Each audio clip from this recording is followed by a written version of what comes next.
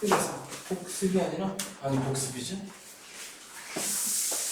내가 학적 과정을 알아야 될 게 물리학 제1법칙 그리고 거기에 나오는 변수들을 어떻게 계산하는가. 그래서 그 정도까지는 생각해두고 하실까? 그럼 잠깐만. 진짜 강이네. 에이씨. 자, 그래서 표현하자. 자, 제일 중요한 연락학 제1법칙 여기 안 쓰면 되죠. Q는 뭐죠? 델타유. 난 이게 더 좋더라. 자, 그래서 Q는 W 플러스 델타입니다. 내가 왜 W 좋아하냐면 연락학이 원래 발전을 하게 된 게 열기관 때문이라고 했다, 그죠? 근데 열기관의 목적은 어디까지나? 저 1이거든. 근데 이렇게 생각하는 게 편한 게 그래야 진짜 Q하고 W하고 델타가 누군지를 알 수 있거든. 한번 얘기해볼래? Q가 뭐였죠? 열이라고 하죠. Q가 뭐지? 제가 흡수한 열. 걔가 흡수한 열이다, 그지?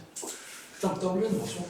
물론 일이 아니라 제가 외부. 외부로 하는 일이었다, 그지? 델타면 되고 귀찮아. 자, 그럼 방금 W 어떻게 계산하더라? 어디까지나? PV 그래프의 아래 넓이로 계산하면 된다, 그지? 적분은 웬만하면 쓰고 싶지 않아. 나도 어렵거든. 자, 일단 델타 U는 다운적인 분자 이상기체에 대해서 한번 얘기했을 텐데 이번엔 3 N R 델타 T였다. 자, 그래서 얘들 W고 델타 U 이딴 식으로 계산을 할 건데 결국은 쟤들 간의 관계를 찾는 거니까 무슨 과정 할 때 민감하게 반응해야 될 건 얘들이란 거죠. DB가 빵이다? 그럼 W가 빵이지 뭐. 또 델타 D가 빵이어도 마찬가지고 델타 D가 빵이면 델타 U도 빵이지. 그럼 결국 Q는 W 플러스 델타 U에서 뭔가를 알아낼 수가 있겠지 뭐. 자, 그래서 열학적 과정은 딱 3개만 했으면 좋겠는데 Q가 빵이고 W가 빵이고 델타 U가 빵이고 근데 4개가 있다, 그죠? 이상한 놈이 하나 끼어 있을 거라는 얘기죠. 자, 그래서 연락학적 과정에 이상기체 상태나 개표를 왜 주세요? 필요 없습니다.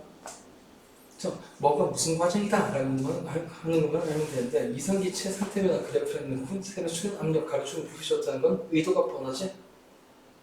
그 그래프 안의 넓이가 1이라는 거다, 그죠? 그래서 사실 PV 그래프를 제일 자주 쓰는 게 1을 구하는 거예요. 사실 알고 싶은 게 1이었으니까.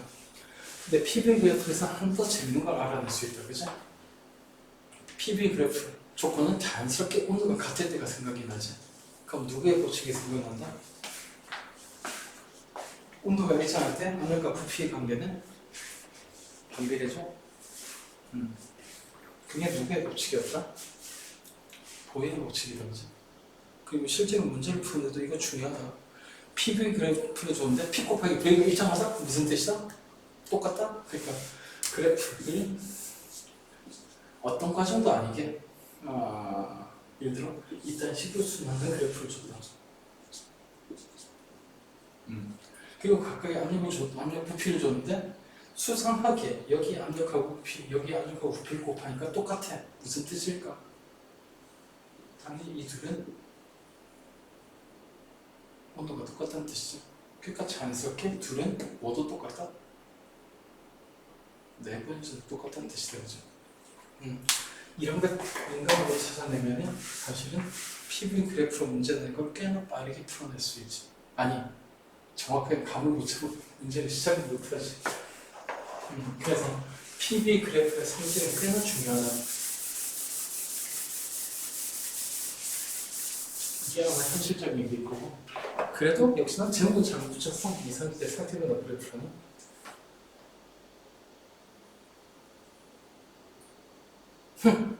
자, 그 다음 연락학적 과정에서 일정하거나 어쩌고저쩌고 이거 핵심이다, 그지?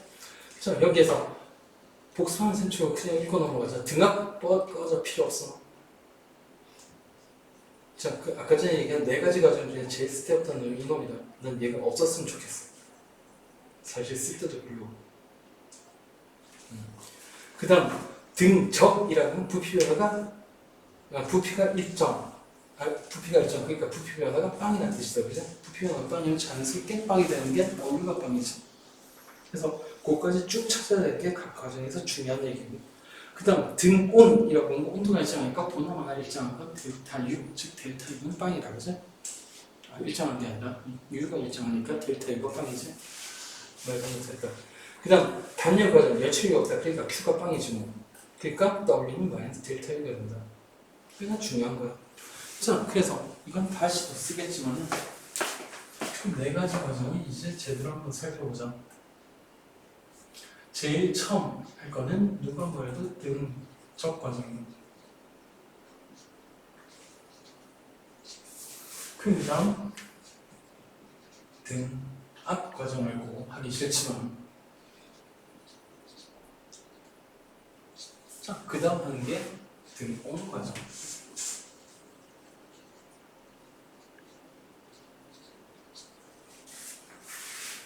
그리고 마지막 할 게 단열 과정.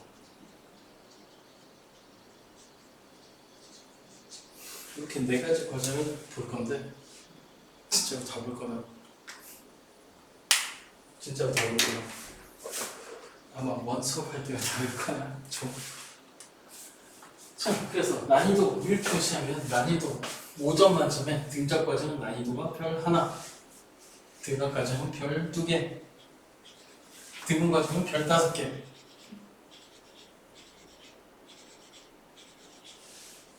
그래서 아마 우리가 처음 배울 때는 등온 과정은 제대로 안 했을 거야. 왜냐면 적분이 필요하거든. 근데 단열 과정은 난이도가 별 5개, 10개쯤 줄까? 엄청 어렵다는 얘기다. 왜냐면 수학적으로는 미분 적분까지 미분 방정식으로 풀어야 된다. 그 이유가 뻔한데 자, 왜 그렇게 되나? 라고 하면 또 잠깐 볼게요. 등적 과정이 그렇게 쉬운 이유. 등적 과정의 뜻 자체가 뭐야? 얘는 델타 V가 0이라는 거다. 그죠? 얘는 단서 없다. 그렇게 쉬운. 그다음 등온 과정은 말 그대로 델타 T가. 이것도 단서니까 처음 밑에 꼭 표해야지. 등압 과정은 다른 말도 필요 없고 압력이 일정하다. 얘는 왜 델타 P가 0이라고 쓰지 않냐면 쓸데가 없어서. 등온 과정은 물론 델타 T가 빵이라는 뜻이고요. 단열 과정은 Q가 빵이라는 뜻이다. 자, 그럼 이 각각 과정의 이름을 먼저 알아낸 다음에 바로 알아내야 될까? 그래서 얘가 무슨 의미인가 하는 걸 알아내야 되겠죠. 실제적으로 이 두 과정이 동시에 수행이 돼야지 그 과정의 뜻을 알 수 있는 거죠. 자, 그래서 V가 빵이니까 당연히 델타 W는 빵. 그 다음 얘는 알 거 없고 뭐게 뭐야? 굳이 쓰자면 P, W는 P 곱하기 델타 V가 된다. 즉 적분을 안 해준다는 게 유일한 장점이다.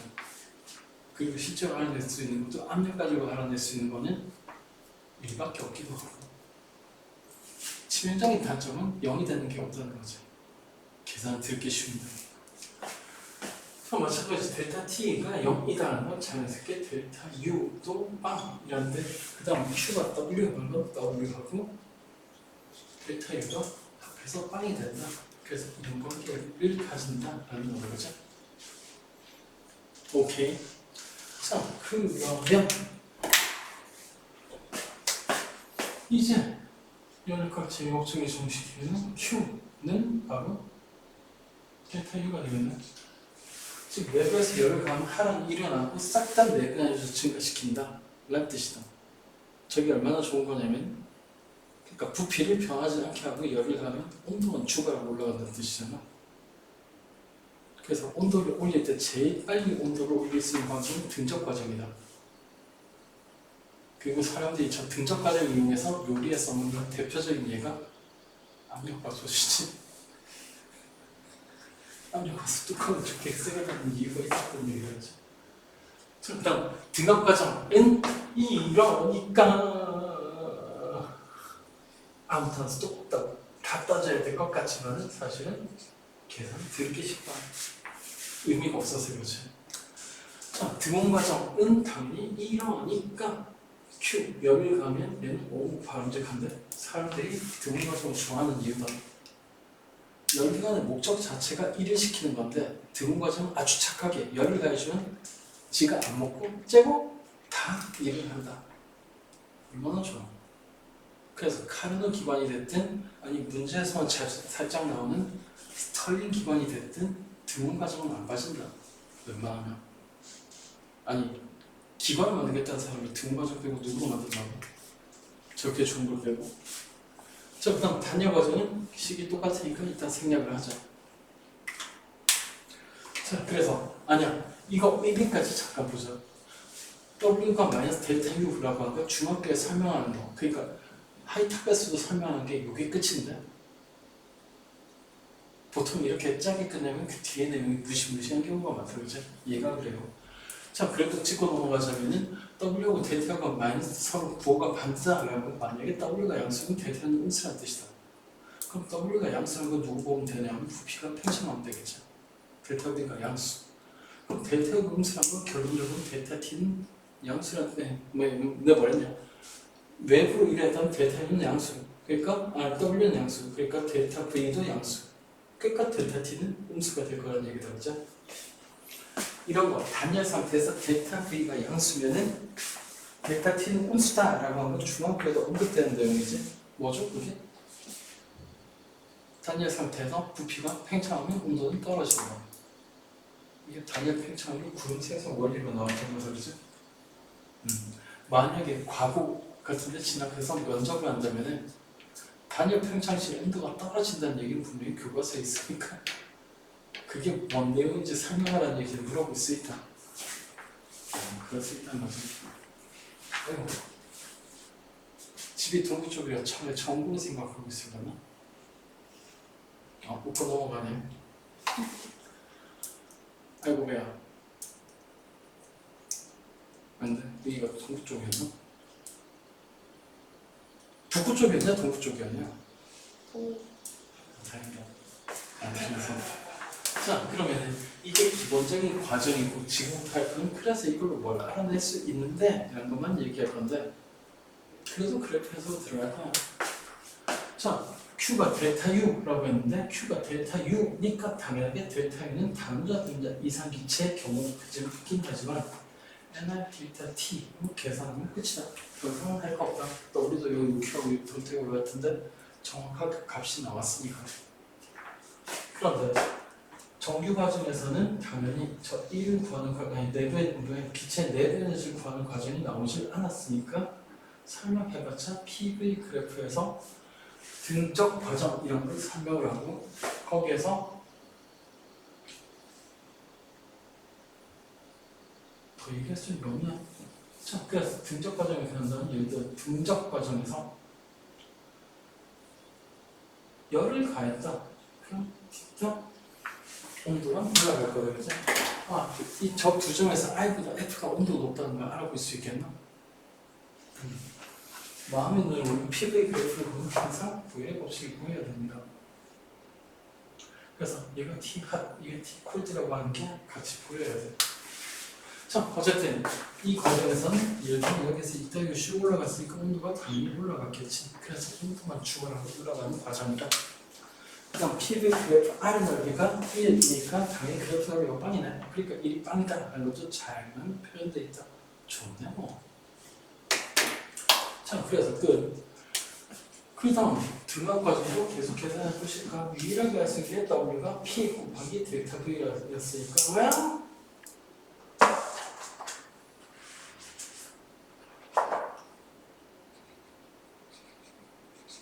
그다음 쓰기 귀찮아서 일단 델타를 쓰자.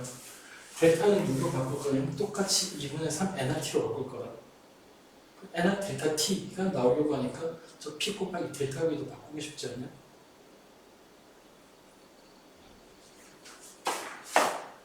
그래서 p 곱하기 델타 v는 누구냐면 nr 당연히 델타 t다. 플러스 얘는 2분의 3 nr 델타 t였으니까 얘는 계산을 2분의 5 nrt로 아니 델타 t로 계산할 수 있긴 한다는 거죠. 실제로 이렇게 계산한 사람 아무도 없죠. 왜냐하면 PV 그래프를 그리면 훨씬 이쁘거든. 등압이라고 하는 온도가 일정. 어차피 PV 그래프에서 알 수 있는 거는 그래프 안에 넓게 없죠. 그래서 이니셜 스테이트에서 파이널 스테이트는 이렇게 등압 과정으로 바뀌었다라고 한다면은 그 풍력 여부는 당연하게 기체가 한 1을 얘기한다. 그럼 그래프로 그리면 단순하게 얘가 P고 얘가 델타 V가 될 테니까 P 곱하기 델타 V로 가면 되지. 괜히 2분의 5 NLT를 계산할 필요는 없다라는 얘기다.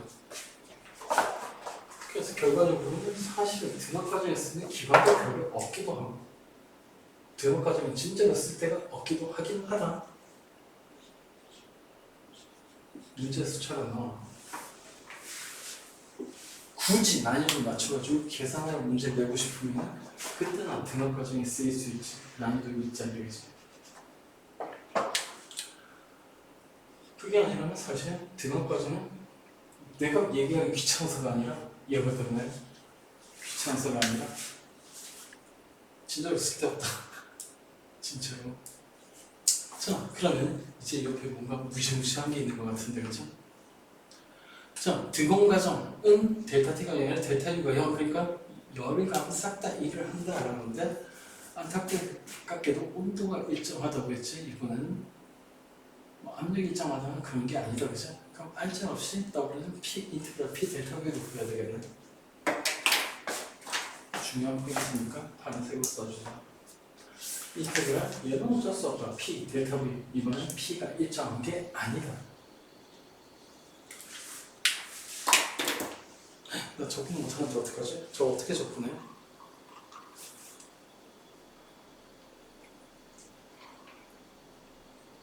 어떻게 접근해? 망한 거 같지 않아? 접근한 변수가 V인데 여기에 V가 없잖아. 이거 어쩌고 좋아요. 추운 거보다 저거 먼저 해결했다. 추운 거 둘째 먼저 고 말이죠. 이거 어떻게 해결할까요? V가 접근해야 돼. V가 없어. 어떡해? 바꿔요. 그렇지. 뭘 써서?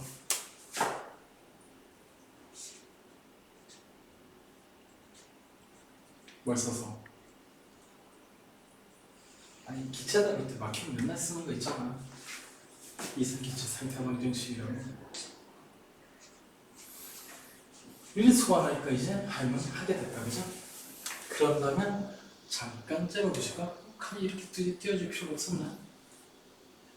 금방 하겠는데. 자, 여기에서 보면은 어차피 다 순환 과정에서 n이 바뀔 리가 없지. 기체가 생겨나지 않으면 고정하면 생겨날 수 있는데. 그 다음 기체 상수 바뀔 이유가 없다, 그지? 근데 지금 과정이 다행스럽게도 등온 과정, 즉 t가 상수란 뜻이다, 그죠? 그러니까 이놈은 전부 다 상수가 되는 거 맞나? 네. 그럼 변수가 딱 하나 맞네? 오케이. 그러니까 이건 다시 쓰면은 nrt는 밖으로 쫓아내고 인테그랄 vi에서 vf까지 2분의 1을 적분하면 된다. 구했지? 내가 적분할 수 있다고 말했잖아. 네가 해줘. v분의 1을 적분하면 누가 되죠? 마이너스 V죠. 왜 적분하고 왜 미분하고 그래? 적분하라니까. 아 맞다. 아 맞다. N은 절대값. 응? N은 절대값. 맞아. 잘 알고 있는데 저때가 앞에갖고 잘 얘기했다. 근데 다행스럽게도 부피가 음수가 될 일은 없으니까 우리는 안심하고 L은 V F 마이너스 L 엄마!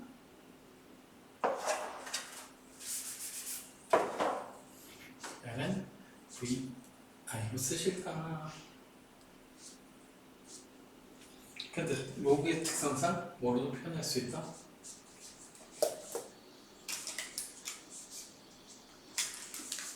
푼 상태로도 표시할 수 있겠다, 그죠? 자, 그래서 등원 과정에서 하는 일은 고등학교 과정에서는 정규적으로 다루지 않는 이유 간단하지. 적분해야 되니까.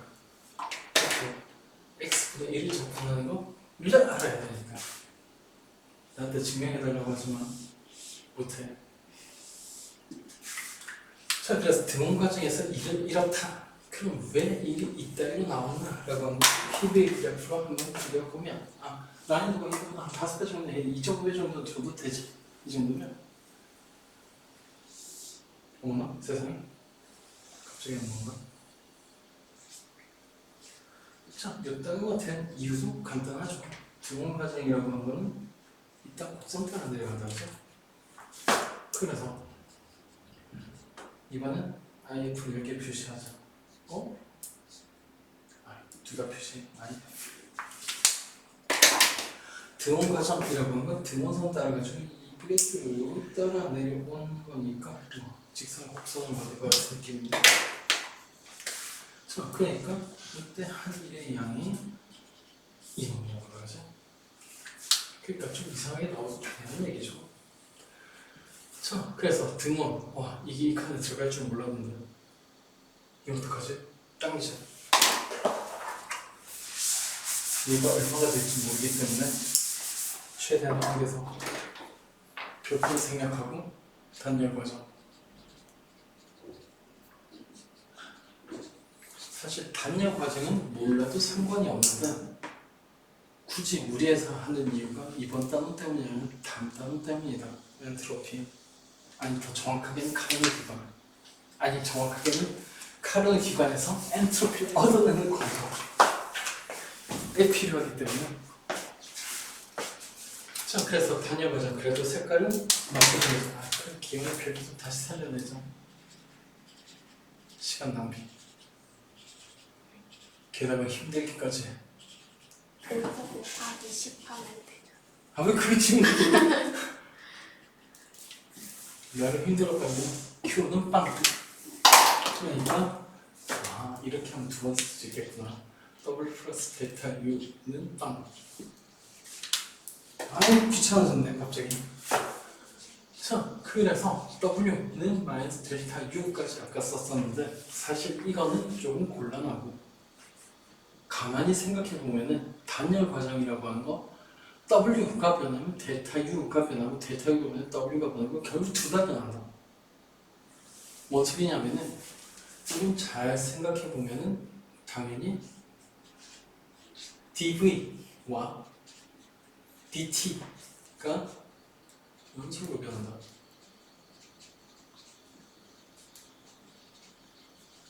그게 무슨 뜻이냐 하면 아까처럼 생각해보면 W 계산할 때 적분을 때렸다 치자. 그럼 이게 단일 과정에서 이렇게 적분이 될까 하는 거다.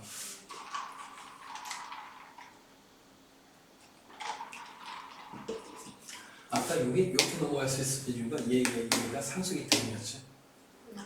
근데 이번엔 얘가 상수가 아니다. 네. 뺄 수가 없다. 어떻게?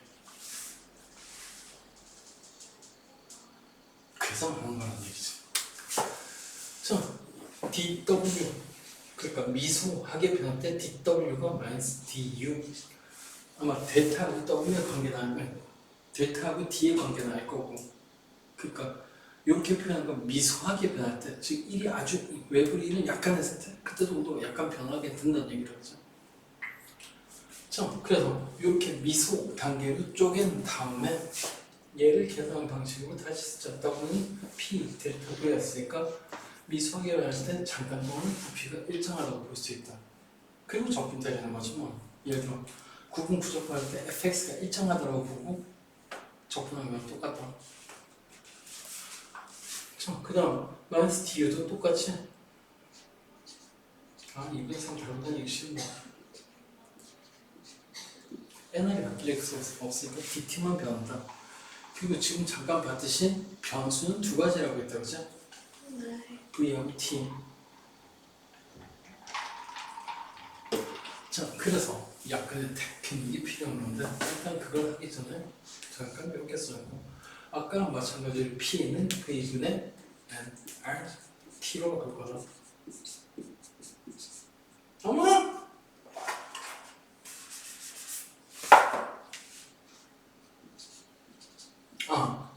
지금 계산하는 거를 다 이해는 못해도 좋다.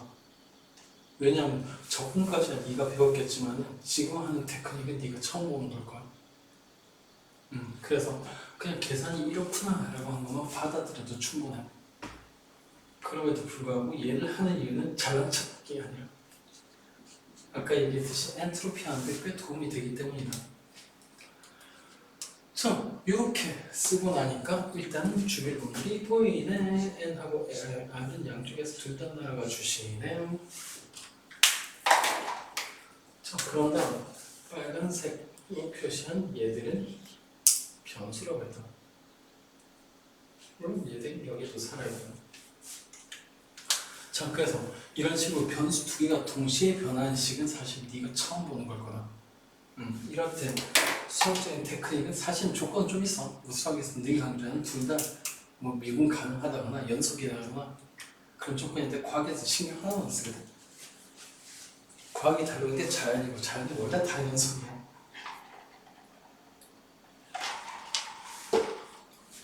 자, 그래서 필요한 테크닉이 이른바 변수 분리. 아니야, 한글로 쓰자. 그냥 한글이 몇 개 있었네. 과거 수업 때문에 영어로 쓸 필요 없었는 거지. 변수 분리라는 과정이 필요하거든. 이게 뭐냐면은 계산하는데 우리가 쓰는 미분 적분밖에 없잖아. 근데 그렇게 하려면 변수가 하나만 있을 때만 적분할 수 있었으니까 V는 V대로 놔두고 T는 T대로 놔두겠다는 뜻이다. 사실 뭐냐면 T를 조금 이용하겠다는 뜻이야. 자, 그래서 그렇게 변수 분리를 시행했다 치면 여기는 V분의 1, DV만 나오고 왠지 적분하면 바로 나올 것 같은 꼬라지로 여기서 마이너스 2분의 3 T분의 1 DT만 나오지. 자, 그래서 이렇게 이게 좌항인가? 맞네. 좌변은 V만, 우변은 T만 남긴 거 이런 형태의 정량을 변수로 분리했다고 한다. 이게 정식으로 영어 용어도 separation of variable 이란 말이 있을 정도로 굉장히 흔한 테크닉이야. 미분방정식 싶을 때는. 그래서 교환하라는 뜻이야? 어떤 응? 아, separation of variable.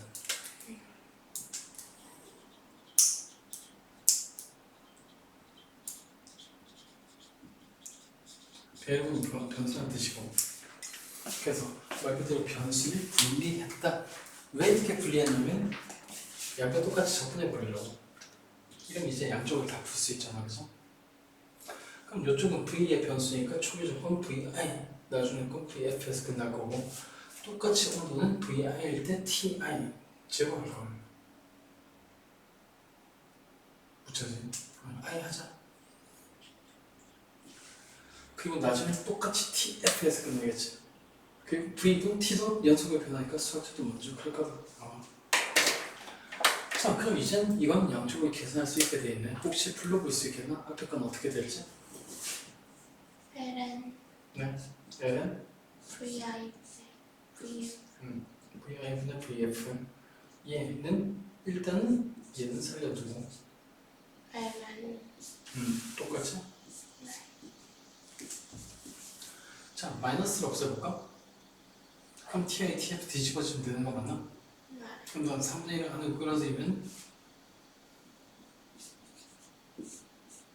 치수 형태를 나타낼 수 있는 거 맞나? 어머나 세상에 말을 안 했으면 컸을 거야. 이상하게 풀리면 TF, TI 그 다음 얘는 2분의 이렇게 쓸 수 있겠다, 그죠? 네. 그럼 로그 취향이 똑같다라는 거 의미는 당연하게 VI분의 VF도 TF분의 TI의 2분의 3세가 똑같다는 얘기죠. 네. 뭔가 이유가 있어가지고 이렇게 바꾸자. TF분의 TI는 VI분의 VF의 3분의 2승이 되겠다, 그죠? 그럼 요걸 다시 풀면은 I는 I대로 F는 F대로 묶을 거다.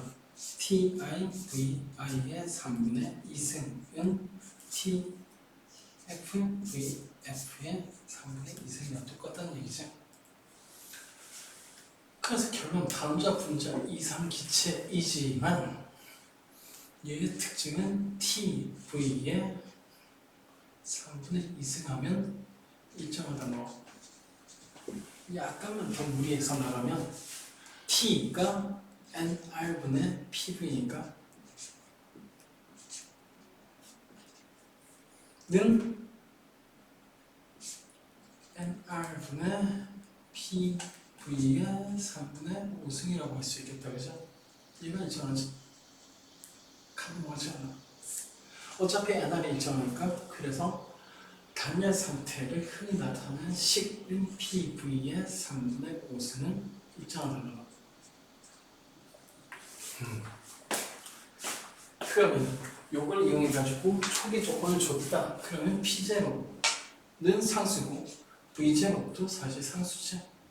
이러면 P가 변수라고 했을 때, 함수라고 했을 때 V의 3분의 5승 이런 식에서 P에 대한 식을 만들어낼 수 있겠고 그럼 얘를 적분하면 1도 계산할 수 있긴 하다. 그런데 지금 사실 연력학적 과정에서 1이 계산하는 게 중요하지만 앞으로 나가는 데는 1이 중요하지 않기 때문에 그것까지는 계산 안 할래. 그러니까 식만 써서 넘어가자. 혹시 불러볼 수 있겠나? 적분해야 될 식이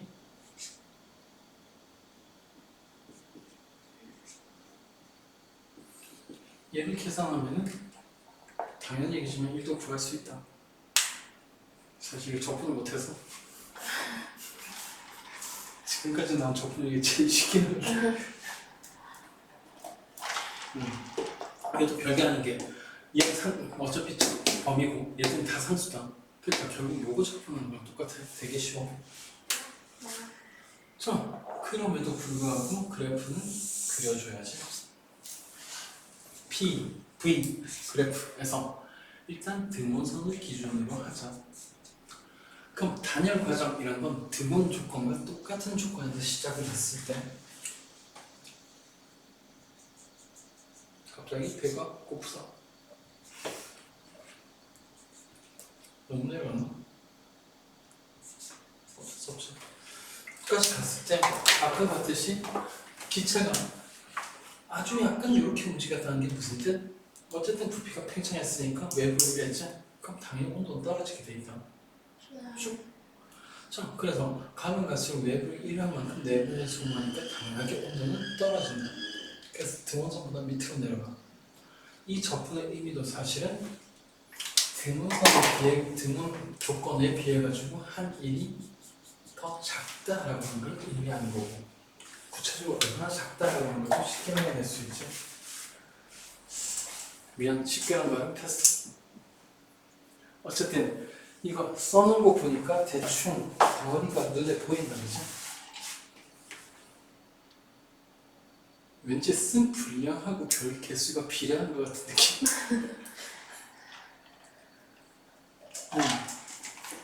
다시 물리원에서 중요한 거는 제일 중요한 건 사실은 요까지만이지.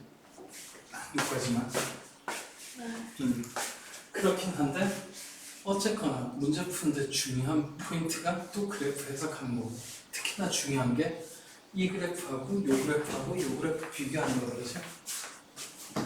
그러니까 그걸 여기 다시 한번 그려볼까? 누가 누구보다 크다라고 하는 걸 얘기할 때 자주 써먹을 수 있는 방식인데, 부피가 똑같을 때, 즉 V제와 V가 똑같다라고 할 때 어떤 과정을 지나갔을 때 일을 제일 많이 했을까? 이딴 걸 자주 묻는다. 그 중에 제일 일 많이 한 건 제일 쓸데없다고 계속 얘기했던 그놈의 등적 과정. 아마 등적 과정이 유일한 쓸모 거든. 그런 거 비교할 때 크다는 거. 그 다음 등호는 온도니까 빨간색으로 했을까? 등호는 당연히 반비례. 등적은 이름도 안 썼어.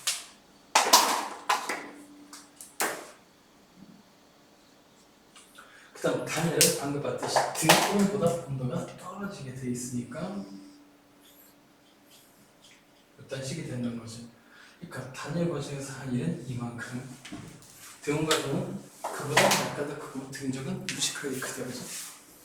그래서 그 세 개 비교하는 거 가끔 나올 거야. 자, 이렇게 하면 등원하고 단일까지 슉 간 것 같은데 혹시나 빠진 거 없는지 한번 봐볼까? 등합 버려? 등적은 두껍잖아. 네, 버리고. 특이한 단계 등원을 보유 법칙이 나오죠. 아 맞네. 온도가 똑같으니까 보유 법칙이. 그렇지. 그래서 그래프에서 본격적으로 그래프 안에 넓이 구하는 게 나오고, 그치? 이 넓이는 못 건다 치자. 공식적으로 적분 쓰면 안 되니까. 아 맞다. 아직 중2지? 사실 고등학교 수업할 때 이 결론만큼 외우라고 하는 경우가 있거든. 왜냐하면 저걸 알고 있으면 수능 문제 풀 때 좀 쉽게 풀리는 경우가 있어서. 그래서 사실 이 공식을 외울 가치는 있다. 아주 가끔가다 쓰인다. 그러니까 등원 과정에서 수능이 거짓말을 못하니까, 그치? 등원 과정에서 그래프 넓이나 기타 단서를 좀 어렵게 알아내야 될 때 저 식으로 그냥 후딱 비교가 가능할 때가 있거든. 뭐 그렇다는 거죠. 자, 그 다음 단일 과정은 그렇지 델타 U가 만들어지는 게 핵심이지. 특이한 얘기 구름밖에 없네. 알고 있는 얘기니까 넘어가자. 녹색으로도 똑같이.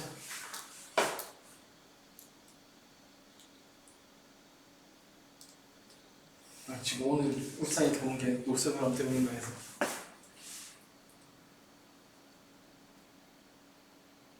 오늘 서풍일 것 같은데, 그치? 관계 없겠네. 아니, 관계 있네. 나쁜 건 아니면 다 관계 있네. 자, 그러면 그 다음, 그 무시무시한 엔트로피. 네, 이걸 기다려봤어, 그치? 자, 그래서 엔트로피? 이건 필요 없습니다. 자, 그래서 그 다음 연력학 제2법칙. 거기에 가약 현상과 비가약 현상이 나오는데,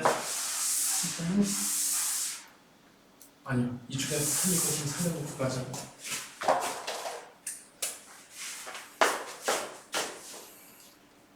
틀릴 거 두 밖에 없잖아, 등원. 그래서 어차피 카드 계산 쓰는 게 이거밖에 없다. W는 L, R, T, Ln, V, I에서 VF. 그 다음 단열 과정에서 엄마야!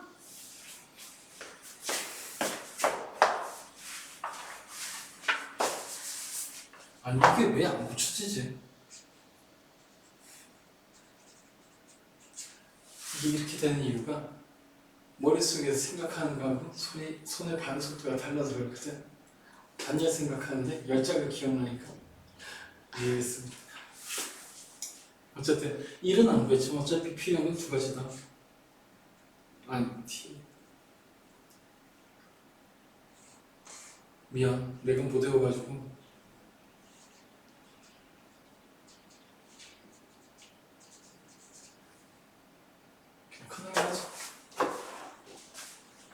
니한테 얘기하는 개념 하나가 더 있거든. 아니 두 개 정도 더 알아야지 이해할 수 있는 간말한 게 있거든. 일정. 그 다음 이건 필요한 거야. 그래도 예상 써봅시다. PV에 간말한다.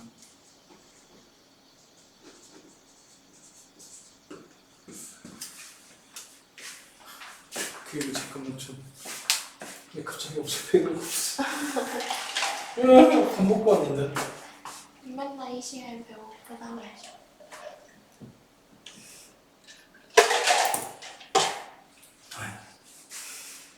밥을 먹어도 배가 고픈데. 자, 나머지는 필요 없으니까 다 갖다 버리자. 그리고 어느 정도 하나 칠판을 다 치워버려야 될 것 같으니까 나머지는 그냥 냅둬야지.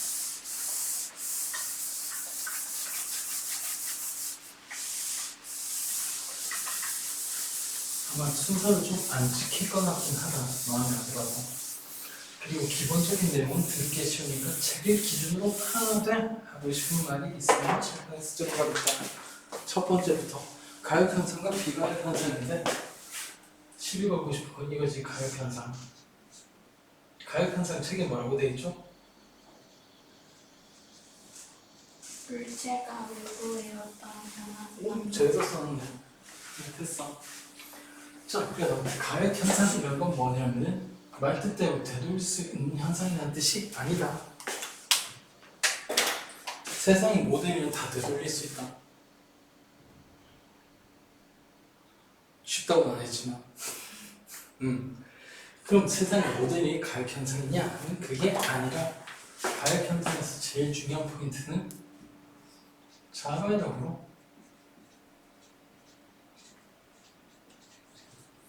원래대로 되돌아갈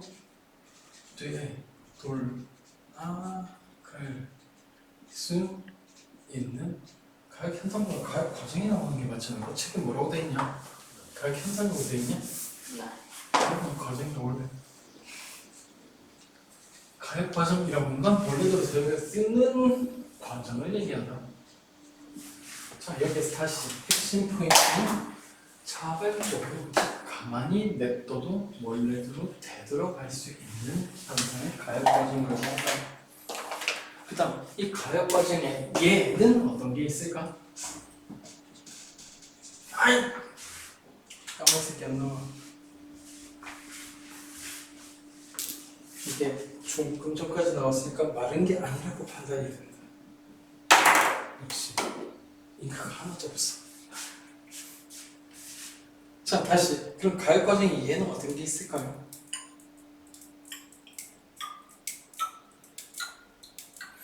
얘기해봐. 책에 있는 거 얘기해도 돼. 어차피 책에 있는 거 얘기하면 틀렸다고 할 거니까. 책에 당연하게 이상해요. 이상적인 요수철이지? 이상적인 진작이지? 말해. 자, 그래서 가역 과정에 얘는 뭐가 있냐면은 없다.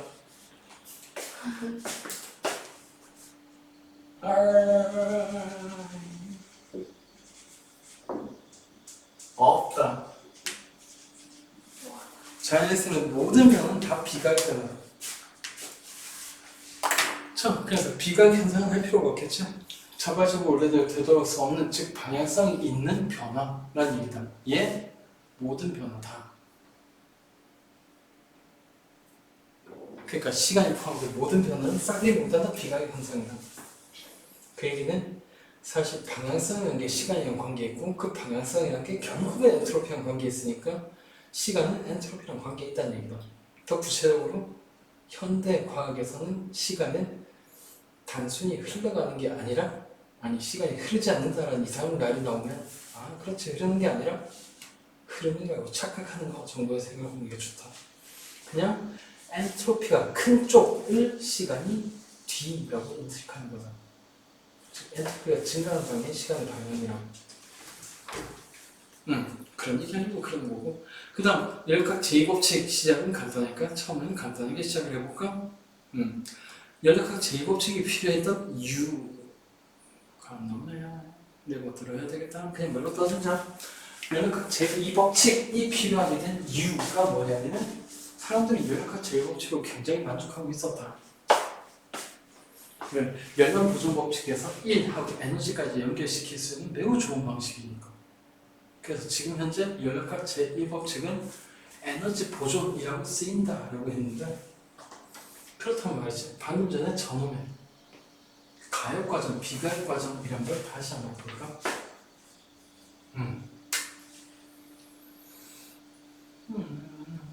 예를 들어 이런 거 공간이 있는데 그 공간에 작은 구멍을 뚫어가지고 여기 있는 분자들이 자유롭게 움직일 수 있게 했다 진짜.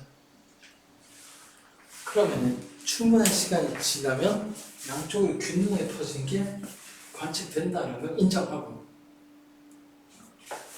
그 개방 시간이 지난 후 또는 엔트로피가 충분히 증가한 후의 상태는 아마도 대략적으로 세상에 구멍이 작다. 대역중 여기 세 개, 여기 세 개겠지 뭐 규칙성 있는 거 같아 그런데 어쩔 수 없지 뭐. 자, 이건 A 상태, 이걸 B 상태라고 하죠.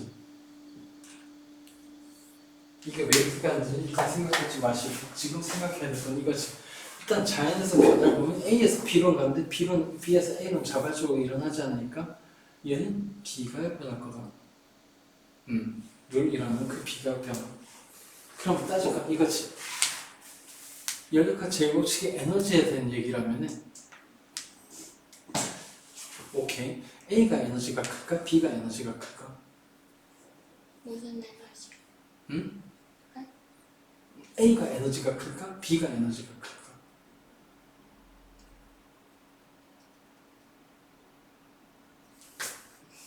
아, 몰라서 묻는 거야. 다른 조건 다 똑같아. 열이 새어가지도 않았어. 그런데 A가 B로 바뀌었어. 그때 A가 에너지가 클까? B가 에너지가 클까? 똑같아. 당연히 똑같지. 왜 입자 질량이 같고 속도도 같을 거고. 그러니까 운전이랑 다 똑같겠네. 분자 간의 포텐셜이 어차피 별로 차이가 없는 거 무시해. 그리고 그게 바뀌었을 이유도 없고. 그러니까 에너지는 똑같아. 그럼 이렇게 요구를 해볼까? 연력학 제곱법칙으로 A에서 B로 변화는 가능한데 B에서 A로 변화가 불가능한 이유를 설명해봐. B가 어차피 에너지가 똑같은데 연력학 제곱법칙은 A가 B가 되는 거지만 B가 A가 되는 거지만 당연히 구분조차 안 된다. 뭐가 다른지도 모르겠다. 그러니까 결국 이런 문제에 맞닥뜨렸다는 거지. 세상에 B가의 변화, 즉 특정한 방향성 있는 변화가 있는데 그게 연력학 제1법칙은 정확하게 만족하는데 왜 거꾸로는 안 되냐? 라는 문제에 부딪혔어요. 다시 얘기해서 연력학 제1법칙 가지고 결국은 해결되고 설명할 수 없는 문제가 발생을 해버렸다. 그럴 때 제일 좋은 방법은 셀카운트로 도착하는 거겠지만 그래서 필요하게 되는 게 결국 연력학 제2법칙이야. 레퍼님 이거 제목은 써줘야 될 것 같아요. 번호 이상하네? 전부를 쓴 기억이 없네.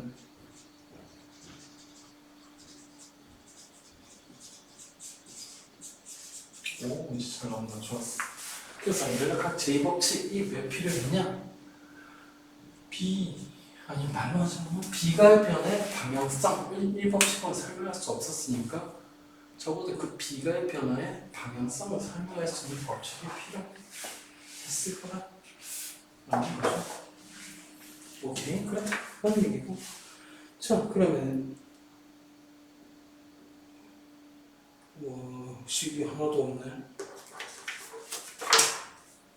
혹시 연력학 계에서의 엔트로피의 변화를 나타내는 식을 알고 계십니까? 델타 S는 할탑도 안 나오나? 뺄까? 나왔을 수도 있어. 잠깐만, 나왔을 수도 있다 치고 지금 하는 게 도움될지를 생각해봐야지. 도움되겠다. 필요하겠다. 내가 강의 기간에 제대로 하겠다고 그랬잖아. 거기에서 필요하나? 자, 거기에 대해서 제일 먼저 공부한 사람이 책은 아예 안 나온 내용이야.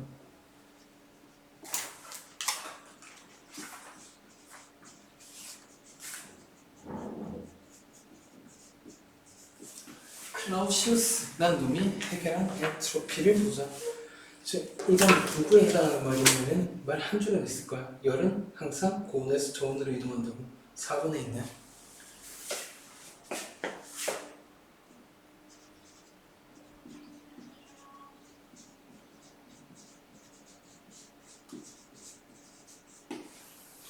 연산의 중국어였던 거지.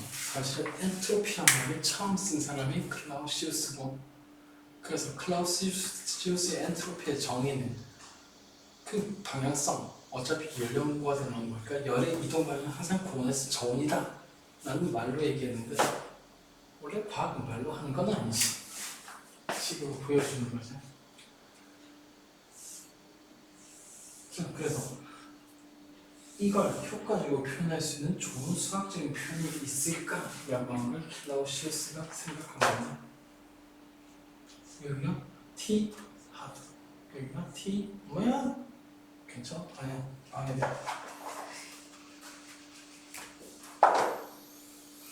T 코드라고 하자. 그렇다면 이때 열은 이렇게 슉 이동을 할 건데, 네. 자, 이동하는 게 열이고, 그지? 그러면은 당연한 얘기지만요. dt분의 dq1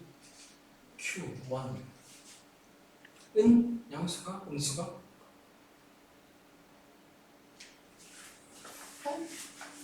Q1은 일반 기계가 가지고 있는 열량을 얘기하는 거다.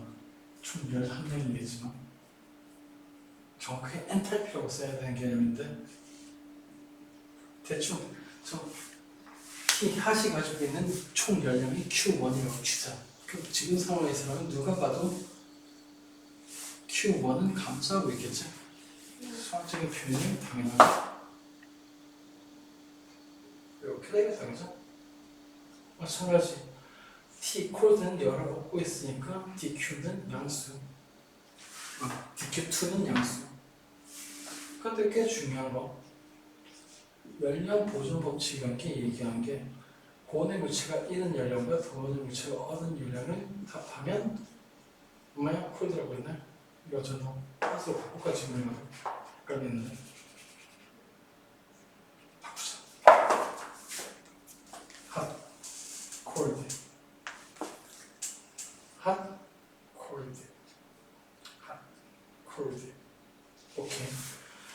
자, 고온의 물체가 잃은 열량과 저온의 물체가 얻은 열량 합치면 이렇게 되시겠다, 그죠? 맞나? 자, 그럼 다음 당연한 얘기지만 TH는 고온이고 TC는 저온이다. 자, 이걸로 저 방향성이라고 나타낼 수 있는 좋은 방법이 있을까라고 그걸 생각하는 거죠. 자, 일단은 요거 둘의 변화를 합해서 0, 쉽게 얘기해서 변화랑 똑같다는 얘기야. 그런데 이걸 잘 나타낼 수 있는 방법이 없을까라고 하는 거 고민하다가 클라우시우스가 선택한 방법은 뭐냐면 전후의 온도 변화를 전후면 열량의 변화를 각각의 온도로 나눠버리거나 그럼 형태가 이렇게 되겠죠. TH분의 DT, DQ 핫 그리고 여기는 TC분의 DT분의 DQ 콜드. 그러면은 저 온도가 안 나왔을 때 똑같다. 그런데 온도가 1하니까 이렇게 나누면은 결과는 어떻게 될까요? 0보다 크게 작게?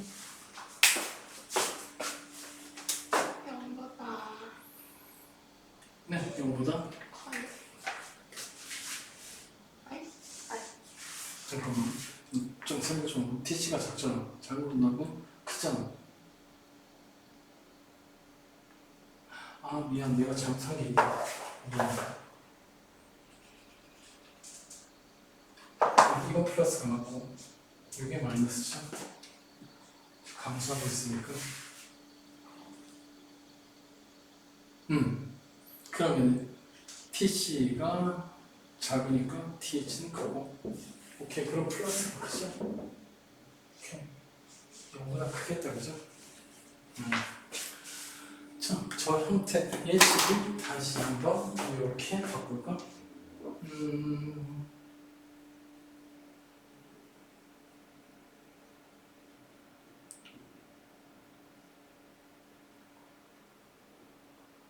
마이너스 없지겠지만 어쩔 수 없지. 마이너스 DT분의 TH분의 DQ H 플러스 DT분의 TC분의 DQC 면은 같은 식이니까 부호는 변화가 없을 거고 자, 그런 다음에 클라우지우스가 엔트로피라고 정의한 부분은 이 부분이다. 그래서 얘가 BSC 차가운 부분의 엔트로피의 변화.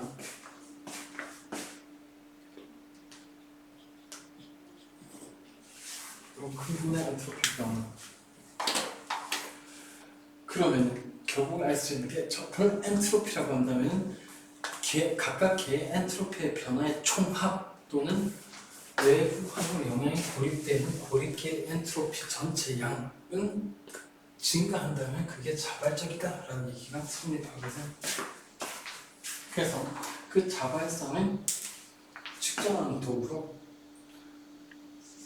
일단 엔트로피의 변화라고 하면 T분의 dQ라고 정의를 하고, 만약에 저놈의 계산 결과 아니 그냥 T분의 dQ가 또는 델타 Q가 양수이면 자발적이라 라고 엔트로피의 변화의 방향성을 살펴볼 수 있는 함수를 제안한 게 저놈의 클라우지우스다.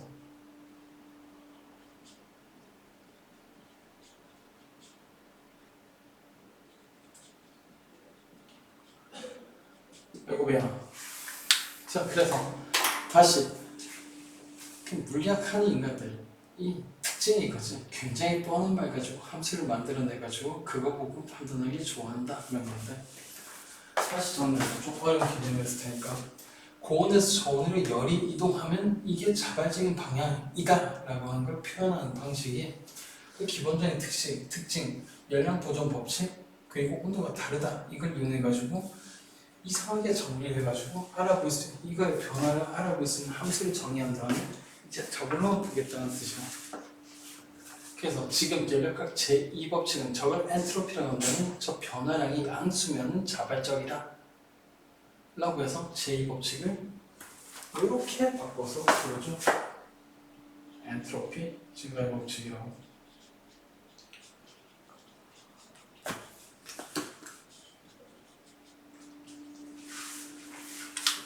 그러니까 손에 안 잡힌 엔트로피라고 하는 게 사실 정의가 여러 가지라서 애매할 수 있는데, 최소한 연력학적인 정의 T분의 dQ, 아마 물리원 그냥 학교 때는 델타 S는 T분의 Q라고 되어 있을 거다.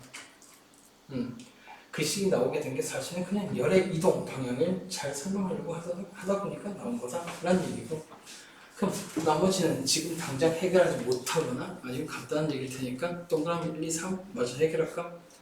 1번 자연상 대부분 비과학적으로, 대부분이 아니라 전부 다다. 자연상 모두 비과학적으로 인하고 무지서도 증가한 방향으로 일어난다. 저 무지서도가 엔트로피라고 주장하고 싶은 것 같은데, 어쨌든 엔트로피가 증가한 방향으로 하지 차라리 더 정확하게. 자, 물론 무지서도가 엔트로피라고 불리는 게 맞다. 다만 무지서한 거와 엔트로피는 관계가 없어서 그렇지. 근데 네. 엔트로피가 없는데. 맞네. 엔트로피는 걸 다 빼버렸네. 그래서 무지서도라고 말했어. 책에는 엔트로피가 없겠지 뭐. 괜찮아. 근데 연력학 제2법칙 이해하려면 엔트로피가 내가 볼 때 필수라 가지고 지금까지 빌드업한 결과인데 아까워서. 자, 그 다음 계속 어떤 개를 고유시켜 외부와 상호작용이 없도록 했으니 그게 고립계라는 얘기다. 그게 원자나 분자들이 처음 생태보다 점점 무지서한 방향으로 일어나. 그 무지서는 뭔데? 그러니까 그 반대 현상은 자발적으로 일어나지 않는다. 그래서 무지서라는 게 뭐야?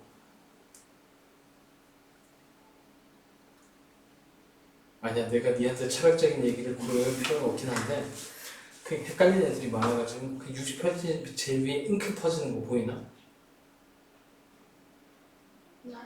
네. 그 두 개를 비교할 거야. 시간이 더 지났다고 생각해도 좋아. 잉크가 골고루 퍼졌다. 그러면은 웃긴 얘기잖아. 잉크가 골고루 퍼져가지고 모든 것의 상태가 다 똑같은데 그게 무질서한 거야. 질서가 있는 거야. 그래서 부질서하다라고 하는 건 사실은 통계적인 엔트로피를 얘기할 때는 적당히 맞는 말이긴 하다.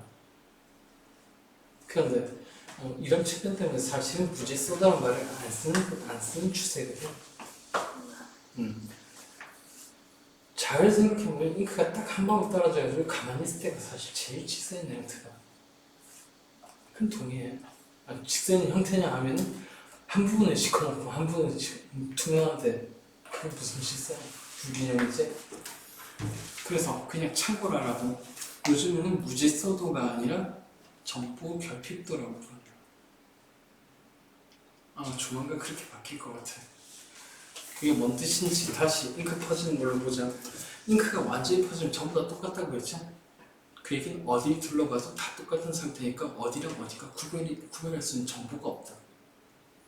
그래서 정보가 완전히 결핍된 상태라고 하고, 그 다음 반면에 잉크가 퍼지고 있을 때는 어딘가는 잉크가 있다 또는 어딘가는 잉크가 없다 라는 정보가 있지. 그래서 정보가 결핍이 안 됐다는 얘기다. 그 얘기는 엔트로피가 증가한다는 건 시간에 따라서 없어지는 것처럼 보이는 건 정보란 거지. 그러니까 시간 지나서 기억 까먹는 거는 유효. 네 잘못이 아니야. 네 잘못다는 얘기. 참 어쨌든 뭐 그런 현상이 좀 복잡한데, 엔트로피라는 게 사람들이 얘기할 때마다 뭔 소린지 이해 안 되는 건 사실 이유가 있다. 엔트로피가 말로 이해되는 게 아니라 식으로 보여야만 이해가 되는 거라고 봐. 넌 나네. 그럼 또 고등학교에서 나오는 것 정도야? 나는 거북하는 거지. 자, 그 다음 역학자 에너지는 전부 다 열 에너지로 바뀔 수 있는데 반대로 열 에너지는 전부 다 역학자 에너지는 전환될 수가 없다. 왜냐하면 에너지라고 하는 건 굉장히 규칙적인 형태의 분자 운동이다. 간단히 요것도 개념만.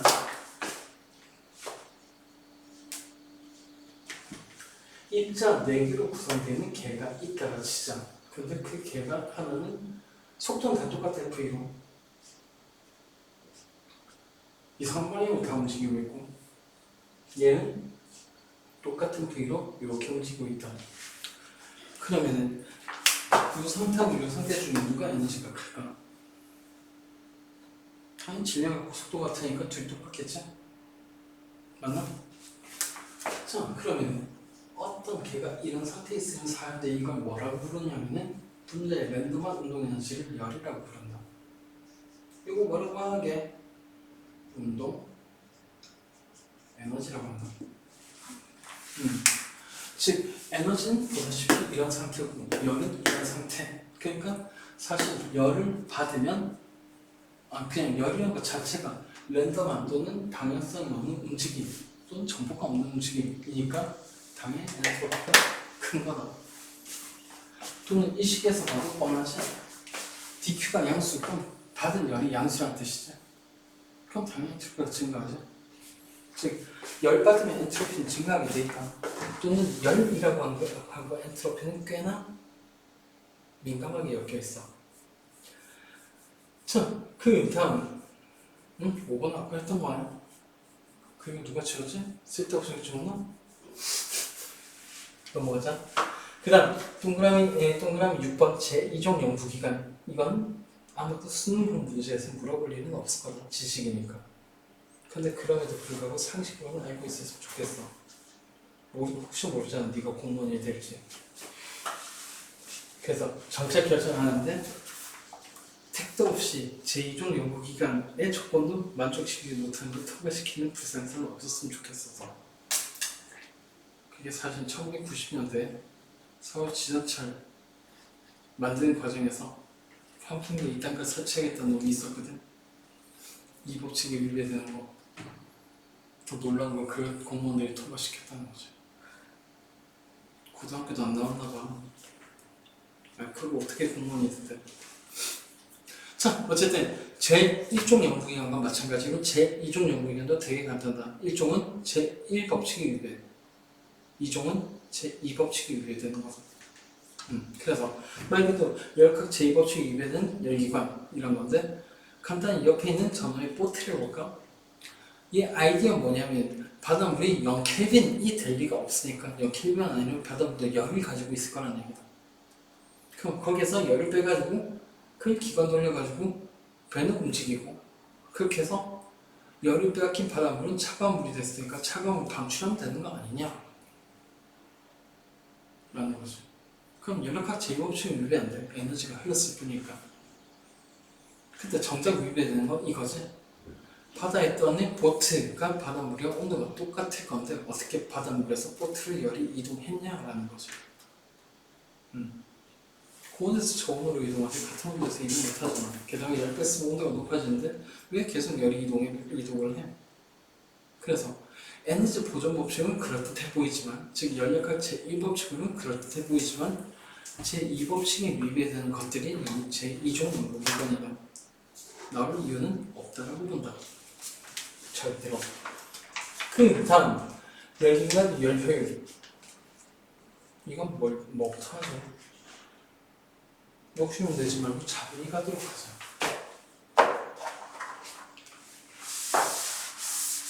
일단 열기관을 하기 전에 기관부터.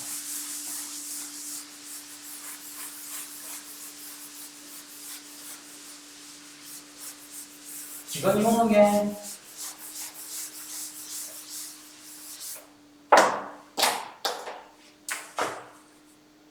누나? 네. 죽었냐? 아니야. 아이고. 가고 있으니까. 기관이 뭐게? 책 보고 읽으려고? 책이 없잖아. 아 맞네. 기관은 책이 없네. 열기관만 나오네. 그래. 그냥 얘기해줄게. 기관은 영어 표현이 더 쉽다. 엔진이라면. 그래서 기관이란 말보다 엔진이 더 쉬운데 왜 엔진이란 말 안 쓰고 기관에서 엔진은 참 모르겠는데. 아니 언제부터 우리나라에서 과학이 발달했다고 과학용을 다 한글로 만들려는 거야? 게다가 기관 한글도 아니고 한자잖아. 하여튼 희한한데. 자 그래서 기관은 뭐냐면 단순히 일하는 장치다. 즉 일을 할 수 있으면 싹 다 기관이라고 할 수 있다. 일단 이 정도 하고 그럼 주인공 납죠? 열기관. 물론 히트 엔진이겠지? 그래봤자 엔진이지. 열기관도 일을 한다. 대신에 열기관 일을 했다면은 당연히 뭐 쳐먹고 뭘 하는 거다. 열을 먹고 일을 하는 거겠죠? 그래 교과서적으로 수능에서 얘기하면 열을 일로 전환하는 장치 라고 수능 같은 부분이 아무튼 여천분을 한다는 뜻이다.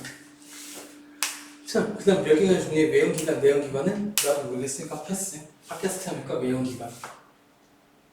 그러니까 어디 바뀌냐면 실리가 바뀌는 얘기다. 그래서 외형기관은 기본적으로 온도 차이를 이용해서 작동하게 돼 있다. 그런데 그 온도 차이를 유지하는데 연료를 쓰고 그 열이 밖으로 새나가니까 외형기관은 당연히 효율이 일반적으로 나쁠 수밖에 없다. 대신 구조는 간단하지. 난 말이 아니라 전혀 다른 얘기가 있구나. 그래서 전기기관, 전기터빈, 스터링 엔진 중에 전기터빈 빼고는 아무도 안 쓴다. 그리고 전기터빈도 밖으로 에너지가 안 새나가게 잘 둘러싸 쓰고 있어. 네, 그래서 어쨌든 외형기관이 이렇다 정도. 그 다음 전기기관은 아예 안 쓰는 거고 스터링기관은 사실 장난감에는 잘 쓸 수 있다. 구조가 간단해서. 그 다음 내연기관은 인터널 컨버스천 엔진, 즉 실린더 내부에서 연료와 혼합가스, 기름, 산소가 폭발하면서 열을 낸다 이런 뜻이다. 밖으로 새나갈 열이 없으니까 효율이 매우 높지. 무려 30에서 35%. 우와. 와, 그래 놀라야지 그죠? 다른 얘기로. 전기기관은 얼마나 뜻이야? 높아봤자 20%다. 근데 진짜 그 열기관의 열효율 꽤 높은 편이야. 30에서 35%면 진짜 태양전지가 5에서 10% 찍고 있거든. 진짜 자, 그래서 열기관의 종류는 대충 넘어가시고 열기관의 원리 마음에 안 들어?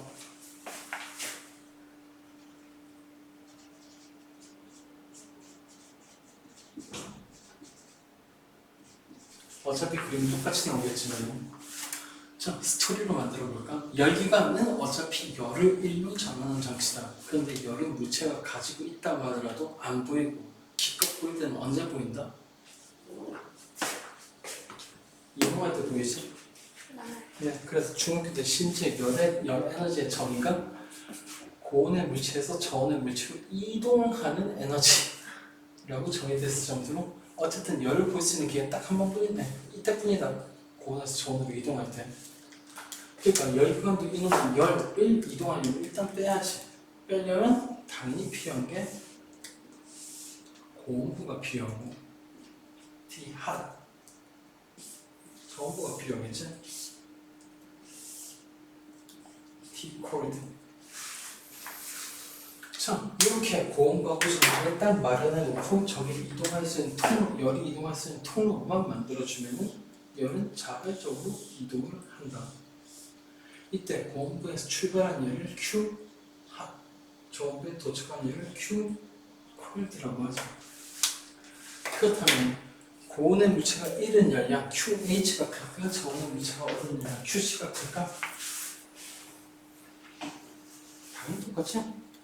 이게 중학교 열량 보존 법칙이다. 즉 열이 다른데 새나가지 않은 고온의 물체가 잃은 열량과 저온의 물체가 얻은 열량은 당연히 같다. 그래서 열량 보존 법칙을 잘 쓰고 있었는데 말이죠. 저 열기관을 생각하면서 사람들이 살짝 다른 생각을 하지. 무슨 생각을 하냐면은 오케이 고온에서 저온으로 열이 이동하네. 그 중에 일부를 인터셉트. 그래서 이걸로 일을 시키자. 자, 그러면은 당연 얘기지만 열 빼돌려 가지고 일부를 일을 시켰으니까 나머지 QCM 저온부에 도착한 열량은 원래보다 줄었겠죠. 이제 다시 한번 얘기해 볼까? 이 상황이 되더라도 고온의 물체가 있는 열량과 저온의 물체가 얻은 열량이 같다고 주장할 수 있나? 없겠죠? 그래서 사실 이 단계에서 열량 구조 법칙은 깨져나간 거다. 자, 그리고 그렇게 이동한 열을 빼돌리는 장치를 사람들이 열기관이라고 부를 거고. 그럼 이제 보존 법칙은 바뀌어야 되겠다, 그죠? 고온의 물체가 잃은 열량은 저온의 물체가 얻은 열량과 같은 게 아니라 그 사이에 일로 빠져나간 양도 포함해야 일정하다. 즉, 얘하고 얘를 더해서 이름 붙일 때 필요하게 되겠다, 그죠? 이름 붙여 볼까? 열하고 일을 합해가지고 뭐라고 부르게? 세 글자로. 니도 아는 거다. 왜냐면 이 문제를 열심히 풀었거든. 뭐랑 합쳐서요? 열하고 일을 합해서. 지금 이제 이렇게 얘기할 수밖에 없잖아. 고온에서 출발한 열은 저온에 도착한 열과 일을 합해야 똑같더라고. 그러니까 열하고 일을 합친 개념을 얘기해줘야 되지 않을까? 열과 일을 모두 포함하는 새로운 용어 뭐라고 부르고 싶냐? 사실 이미 불렀다니까. 네? 이미 불렀다고. 아니 더 정확하게는 이미 그걸 이용해서 오늘 문제를 풀었지. 에너지. 즉 에너지라는 게 튀어나오게 된 게 1로 바뀌니까 더 이상 열량 부존 법칙을 얘기할 수 없게 됐거든. 그럼 이제 열하고 에너지, 열하고 1을 합해서 일정하다. 여기 이거 좀 뭔가 멋이 없잖아. 그래서 열하고 1을 합해가지고 에너지라고 부르면 오케이 이제 에너지가 보존됐다 라고 얘기하면 뭔가 있어 보이잖아. 에너지, 독일어 에너지, 네덜란드 에너지. 자, 그래서 에너지 뭔지 모르겠는데 멋있어. 그래서 에너지라고 부르기 시작하면서 열량 보존 법칙은 이제 사람들이 에너지 보존 법칙이라고 한다. 그리고 그게 정체가 사실은 열량과 제1법칙이지. 열은 에너지랑 똑같다는 거지 뭐. 자, 그래서 제1법칙, 열량과 제2법칙이 어떻게 해서 에너지 법칙과 동일한가까지 얘기를 했으니까 이제 패스하시고 그 다음 열기관 순환 과정은 열기관마다 다르다 할 필요 없다. 여기가 아니라 열기관마다 따라 다뤄야 돼. 예를 들어 디페이지는 뭐지? 카르노 기관처럼. 그 다음 열기관의 열 효율을 또 따져볼까?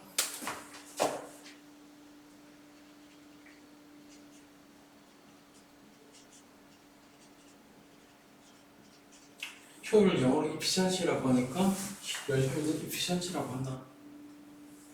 근데 이건 어려울 게 아니라 대체 왜 쉬운 개념을 어렵게 만드는지 도저히 모르겠는데 이 효율이라는 게 원래 뭐냐면 투자 대비 이득을 얘기한다. 즉 얼마를 투자해서 얼마를 얻었다라는 건데 네. 기관이라고 하는 건 원래 목적이 뭐다? 얻으려고 하는 게 일이지? 네. 그러기 위해서 투자한 건 열이라고 했다, 그죠? 그러니까 열기관이지. 열차놓고 일하는 애. 그러니까 열기관의 열 효율이라고 하는 거는 사실 외울 필요 없이 어차피 열 효율도 효율이니까 투자 대비 이득. 구체적으로 투자한 건 열이고 얻은 건 일이다. 자, 식으로 다시 만들어 볼까? 구체적으로 투자한 열은 쓸데없는 정보에 도착한 열이 아니라 공업에서 출발시킨 열이다. 즉 투자한 건 QH, 한 일은 W. 끝이네요. 지금 열효율은 이렇게 계산하면 끝. 이해해야 된다. 그런데 이 관계에서 이해하는 경우 QH는 QC 플러스 W라는 건 알아냈었죠. 그럼 W도 열의 형태로 나타낼 수 있는데 왜 그런지 모르겠지만 말이죠. W는 QH-QC니까 마치 공식이 없이고 요걸 계산하라라는 식으로 식이 나와 있을 건데 사실은 시작은 단순히 투자 대비 이득이라는 거야. 다른 식으로 계산할 수 있다면 다른 식으로 얘기해도 좋아. 예를 들어 1을 뻔하게 알고 있는데 굳이 이 식에 집어넣어서 계산할 이유는 없다는 거죠. 자, 그래서 어쨌든 중요한 식이니까 써놓긴 하는데 나는 이 식을 정말로 싫어한다. 괜히 학생들이 외우고 싶어지게 식을 써놨잖아. 안 외워도 될 식을. 그래서 내가 이 식을 싫어하는 김에 약간 더 까자면 요거부터 시작할까? 프라이팬에 잘못 손을 짚어가지고 됐다. 이러고서 프라이팬에 그때 열은 당연히 프라이팬에서 네 몸으로 들어간다, 그지? 네. 열은 누가 많게? 네가 많을까? 프라이팬이 많을까? 프라이. 네? 아니야, 네가 많아. 왜냐면 네가 프라이팬보다 지명이 압도적으로 크니까. 온도 차이는 얼마 안 나고, 그지? 기껏해야 니는 300켈빈을 쳐. 프라이팬은 500켈빈. 그러니까 1.2배 정도밖에 차이 안 나잖아, 온도는. 근데 질량은 미안. 이거 못한 뜻이 아니야. 얘기하자면 그렇다는 거지.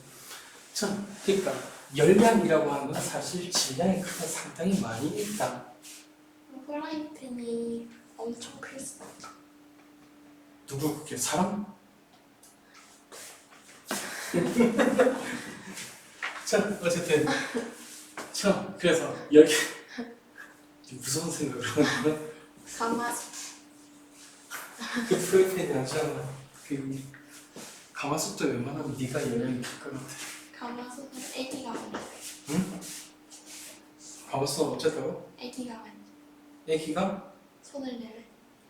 오. 아니 이게 그게 생각나는 무섭다 이게. 그렇게 안 봤는데. 자, 어쨌든 열개는 열효율 이렇게 나왔는데 지금 얘기하고 싶은 건 뭐냐면 문제들 대충 네가 열이 많을 것 같긴 한데 정확한 계산이 안 된다. 즉 어떤 물체가 실제로 가지고 있는 열이 얼마인지 하는 건 계산이 드럽게 힘들어. 화학을 배웠다면 엔탈피 이런 걸 배운 적이 있나?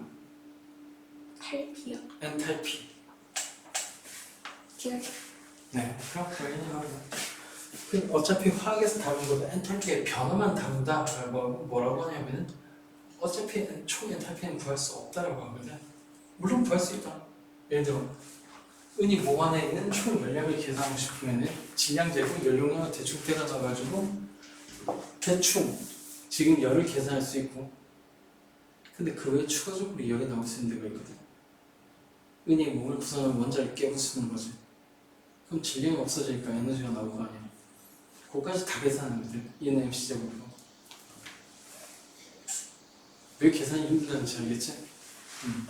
자, 그래서 결국 얘하고 얘는 구할 수가 없다. 어디까지나 개념적인 얘기지 실제적으로 열이 얼마나 이동한다라고는 측정하기가 되게 힘들다는 겁니다. 즉, 요 열기관의 열 효율은 정의에 불과할 뿐이지 실제로 계산할 수 있는 값은 아니다. 단 문제에서 계산할 수 있게 규칙을 주지. 그래서 계산이 되는 거지. 실제적으로 아무짝에도 쓸모없는 식이야. 자, 그 다음 3번은 자리를 잘못 찾았네. 열효율이 100%인 열기관 만들 수 없다. 내가 볼 땐 이거 완전 길을 잘못 찾은 겁니다. 얘는 카르미건이 있어야 될 얘기죠. 그래도 읽어볼까? 이렇게 제곱식에 달린 열기관의 열을 하는 과정에서 열은 주변에 존재하는 더 낮은 개로 열은 존재하는데 더 낮은 개로 저절로 흘러가버리기 때문에 열기관 열효율이 100이 아니라고? 정말 희한하게 잘 짜였다. 자, 요 열효율 100% 열기관을 만들 수 없다라는 얘기는 요 열효율이 아니라 요 얘기가 무슨 뜻인지 지금 얘기해 줄게. 식은 유도 못하겠지만 뒷페이지 넘겨볼까? 카노기관 열효율 나오나? 맨 밑에? 걔 식이 비슷한데 최종식이 좀 다른 게 있다, 그지?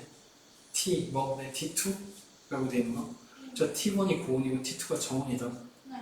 자, 그럼 연료율이 100% 되려면 어떻게 돼야 되는지 알겠나? 맨 뒤에 식만 가지고. 왜 죽어가고 있지? 찾아보세요. 연료율 100%, 즉 E가 1이 되게 만들려면 어떻게 하면 될까? 이 식에서. 두 가지 방법이 있지. T1을 무한대로 만든다. 아니면 T2를 즉 절대 영도, 정부가 절대 영도가 되면 연료율 100%가 될 가능성이 있다는 뜻이다. 그러고 나서 다시 볼까?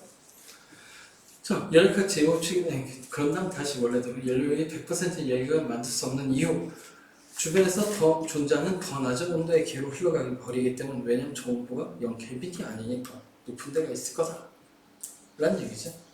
네. 이거 EBS 아니었나? 네? 아니, EBS에서 말이 이따위로 하냐고 순서를 못 찾고. 자, 그래서 열기 100% 열기가 이 얘기는 나중에 다시 한번 할 거니까 지금은 신경 끄셔도 됩니다. 그 다음 비면에 도움 미치는 비면에 따라 내려 수면에 도해서 뭐 어쨌다고. 그 얘기야? 그림만 봐도 뻔하다, 그치? 에너지가 열로 바뀔 수 있는데 열이 에너지로 바뀌진 않는다. 그러니까 그림에서 하면 높은 데 물체가 내려가지고 비면 움직이다가 열로 바뀌어가지고 멈추긴 한다. 근데 반대로 멈춰있던 저 휴대폰이 갑자기 움직이는 일은 없지. 김밥 천국에서 빼고. 그게 진짜 신기하네. 김밥 천국에 주변 왜 움직이는데? 뭐 응? 김밥 천국에서 김밥 시켜놓고 나오면 재밌잖아. 응, 그럼 가만히 놔도 항상 어딘가를 움직이잖아. 연습 생각 없이 위배되는 거지. 자, 그럼 마지막 남은 카르노 기반은 눈치 좀 보고 33분. 그러면 한 50분 남은 거지? 네? 응? 아닌가? 언제 맞추지? 10. 아니야, 그래 맞출 수 있을 거야. 자, 지금이 그때다. 칠판에 있는 모든 걸 가지면 돼. 근데요, 네. 제가요, 네. 오늘 수원에 가거든요. 어디 간다고? 수원. 좋습니다. 그럼 가면서 생각할 게 필요하겠다, 그치? 아니, 근데요, 네. 기차가 5시 50분이거든요. 근데 동구까지 가야 된다? 아니요, 아니씨, 태화강역까지 가겠지? 어디 간다고? KTX. 5시에 끝내주세요. 그러면 그 전에 엄마가 여기 오셨겠지? 내가 GPS로 시간을 보시고 GPS 내비로 시간 봐줄게. 근데 차를 내려서 걸어가는 게 시간이 알겠어. 그까지 거기 해줄게. 플러스 5분. 플러스 20분. 야 여기서 24분 걸린다. 그럼 몇 분이야? 5시 40분. 정상적으로 맞춰도 괜찮다는 뜻이네. 일요일이라서 차 막혀요. 그래서 원하는 시간이 언제야? 5시. 오케이, 그럼 5시에 맞출 수 있을 것 같아. 잘 됐네. 가는 걸 생각할 거리도 있고.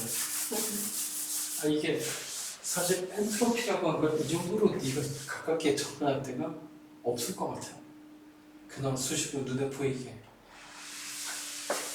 아마 고등학교 마칠 때까지 없을 거라. 그럼 현실적으로 생각하면 시험 문제 절대 나올 리가 없다는 뜻인데 왜 하냐면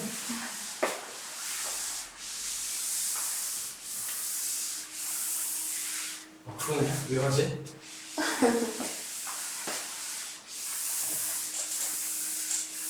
이게 사람을 가만히 놔두면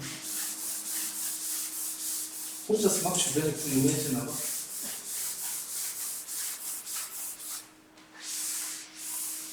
그러니까 가만히 놔두면 벽화 그리질 않나, 팔찌치 없어서 과학 발전시키질 않나. 실제로 저기 19세기까지는 귀족들이 과학을 주로 공부했거든요.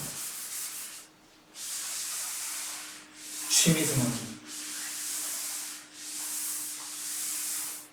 사상이 이상한 분들이 많으니까. 자, 그래서 카르는 기관. 좀 빨리 하자. 자, 목적은 뭐냐면 카르는 기관의 열효의 아까 왜 그따위로 나왔나? 라고 하는 걸 찾아내는 거고.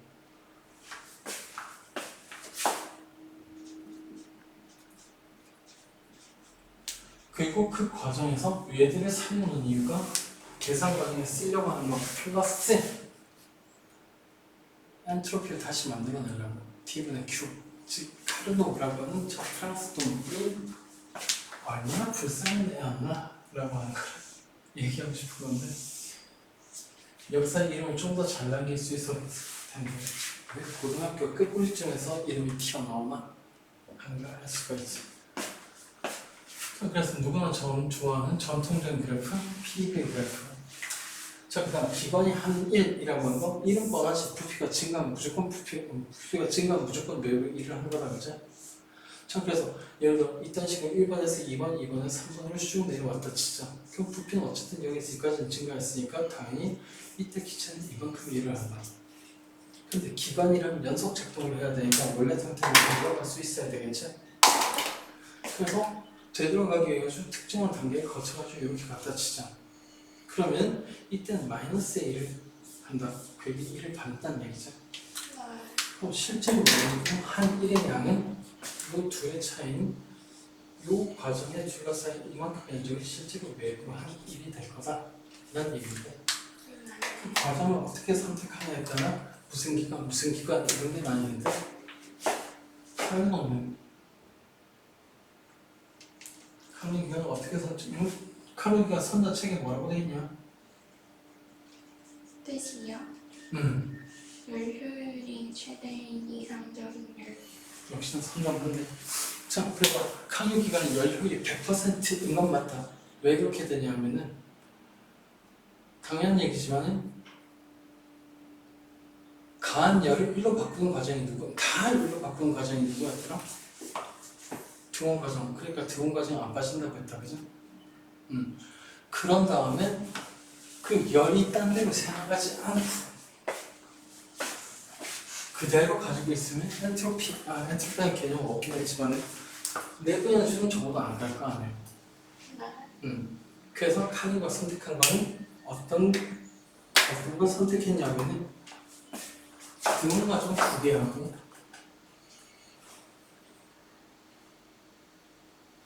등원 과정은 2를 확인할 거고 그 다음 단열 과정 2개를 선택한다. 얘는 등원 그 다음 4번까지 와가지고 다시 단열. 즉 카르노 기관은 어떻게 선택을 했냐면은 일단은 열의 추리경은 2개의 단일 과정. 그럼 다음 열을 1로 직접적으로 바꿀 수 있는 등원 과정. 그 다음 다시 돌아오고 어쩔 수 없이 선택하는 등원 과정. 이렇게 4개의 과정을 쪼갠다.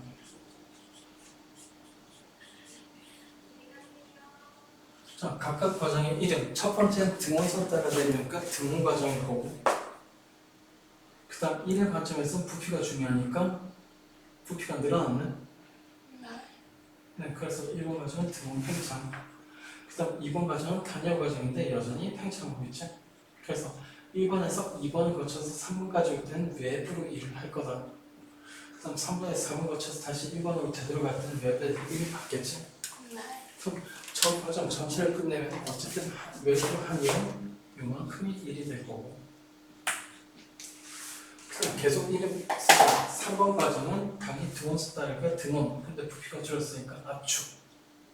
네 번째는 단일선 따라가는데 부피가 줄었으니까 압축이라는 거죠.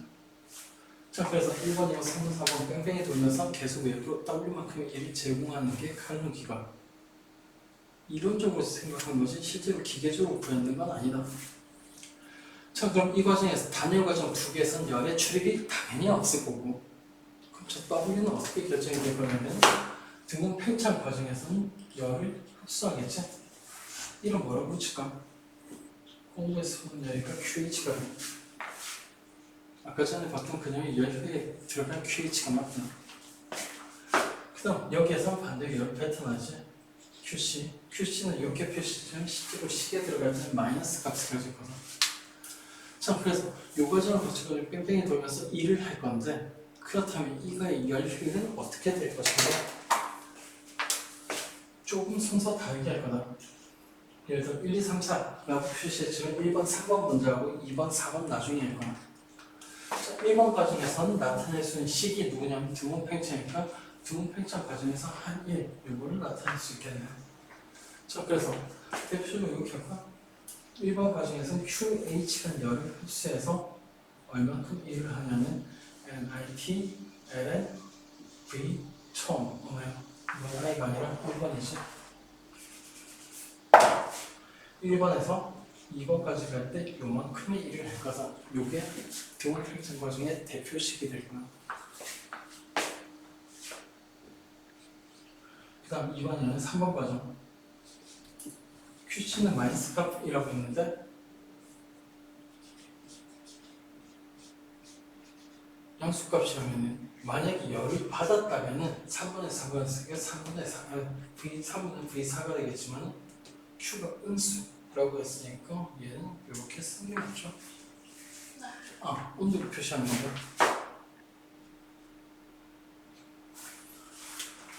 지금 잠깐 중간 정리. 지금 목적이 열 효율, 아까 전에 봤던 그 썩을 놈의 이놈의 식.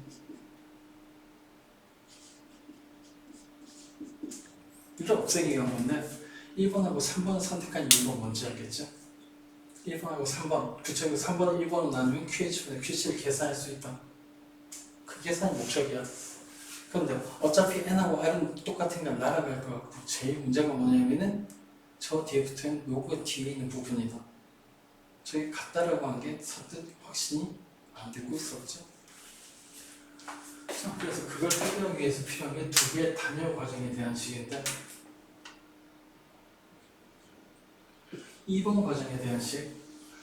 지금 목적이 T 하고 V의 관계를 알아내면 잘하면 저걸 없앨 수 있을 것 같으니까, 결국 어떤 식이 쓸 거냐면 단열 과정식 하겠죠. 이렇게 요식이 쓸 거라. 자, 그럼 2번하고 3번으로 갈 때 처음에는 T 핫에서 시작했고 V는 얼마였냐면은 2번이었지. V2의 3분의 2승은 T 콜때 V3의 3분의 2승이랑 같다. 그 다음 4번 과정에서는 4번 과정에서 그렇지. 4번에서 1번이니까 T 콜때 V3의 V4? 9의 3분의 2승은 T 핫 V1의 3분의 2승이랑 라고는 각각 과정의 상징정식 4개를 찾아내는데 그 중에서 2번하고 4번을 비교를 하기 위해서 이걸 만들어내볼까? 약간 목적이 보이긴 하지만 TH분의 TC는 어떻게 되냐면 첫 번째 식에서는 V3분의 V2의 3분의 2승 마지막 식에서는 TH분의 TC 4분의 3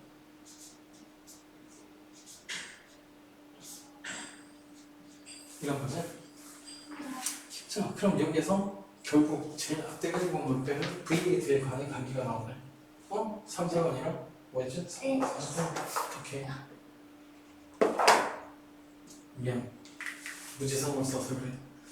자, 이걸 보면은 당연한 얘기지만 가로 안에 들어있는 놈이 똑같으니까 둘이 갖다 놓고 V1 밑에는 V3를 위에 올리자. 그럼 V1 분의 V2는 V4분의 V3가 된 거거든. 얘를 굳이 왜 썼냐면 얘가 얘고 얘가 얘다 그지? 그러니까 아까 목적대로 1번하고 3번씩에서 T, QH분의 QC를 구해낼 수 있게 됐다. 써볼까?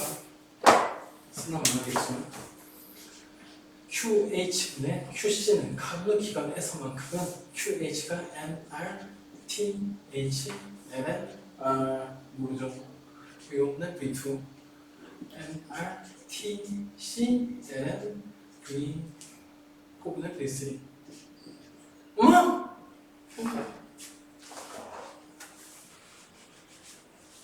되게 좋아한다. 아니에요. 저 칠때 팔이 얼마나 아픈지 모르지? 다시 좀 누워서 그렇지 거다. 오케이.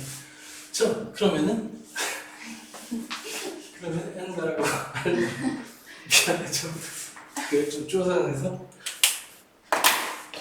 그래서 얘들도 날아가지. 로그 안의 값이 똑같으니까.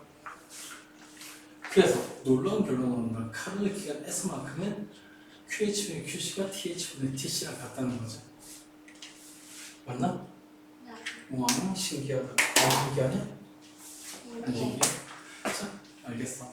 근데 중요한 결론이야 좀 살려놓자. 그래서 QH분의 QC는 위에서 뻔하게 보이지만 TH분의 TC다.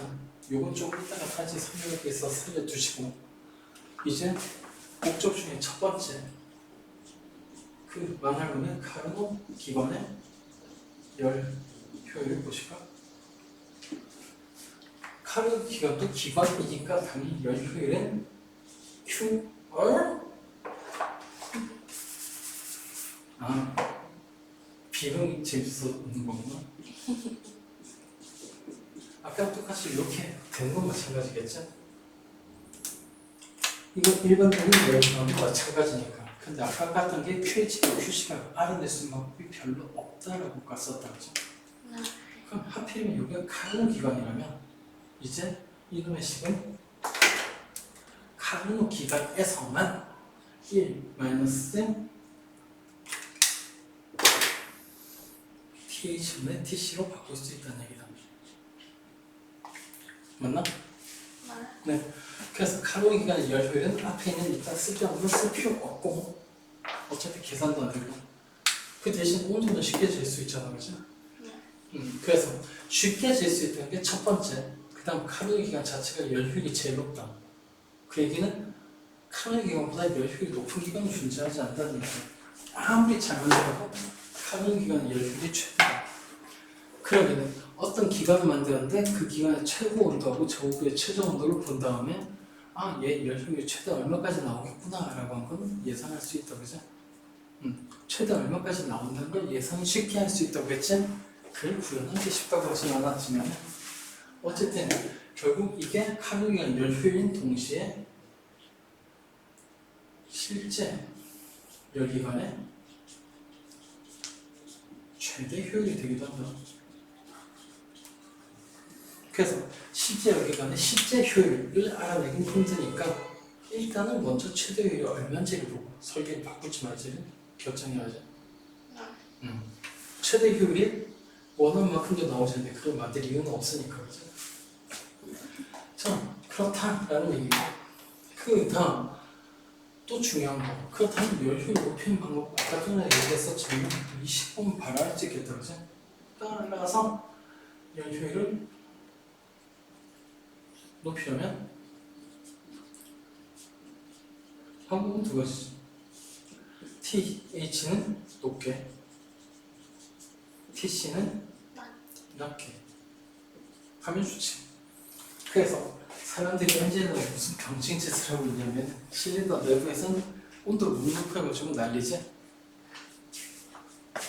빵 터트려가지고 어떻게든 온도 높이려고 난리다 압축기도 높이고 근데 또 냉각 채취에서는 냉각 못해가지고 난리지 가만히 보면 코미디잖아 한쪽에서 온도 높이고 한쪽에서 온도 낮추고 근데 왜 그런 짓을 하냐면 그래야 되니까 즉 냉각 장치라는 게 필요한 이유가 전부의 온도가 낮아야지 열기관의 열효율이 높아질 수 있다. 그래서 옛날 영화 같은 거 보면 자동차가 온도가다가 푹 퍼져가지고 수증기 훅 내뿜는 게 있는데 그게 뭐냐면 냉각수가 발휘돼가지고 전부의 온도를 낮출 수가 없으니까 열효율이 떨어져서 온도가 못 올라가고 있다. 라고 해석이 되지. 물론 그 순간에 남문도 같이 나가는데 재밌어요. 자 어쨌든 이렇다라고 하는 걸 알아낼 수 있다라는 얘기 그리고 아까 전에 그 얘기로 자연스럽게 넘어가면은 열효율이 높아지면 어디까지 높아질 수 있으면 100%까지 높아질 수도 있겠지 그럼 100% 되려면 방법이 pH는 높게 아예 더더 높게 무한대까지 올리면 되죠 온도를 무한대까지 올린다는 게 가능하고요 우주 초기 생성될 때 온도가 10의 10승도 정도가 된다 그 이상 못 올린다는 얘기다 택도 없는 얘기다.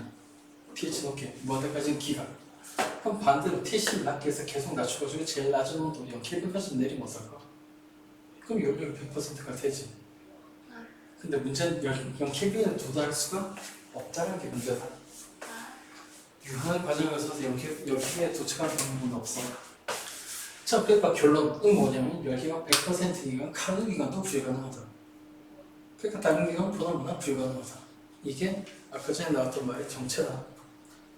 내 책 어디 갔어? 버렸나? 오케이. 그럼 책에 있는 내용은 대충 끝난 것 같고 그 다음 스터링 엔진은 보고 싶으면 봐라. 어차피 문제에서 자주 보게 되거든.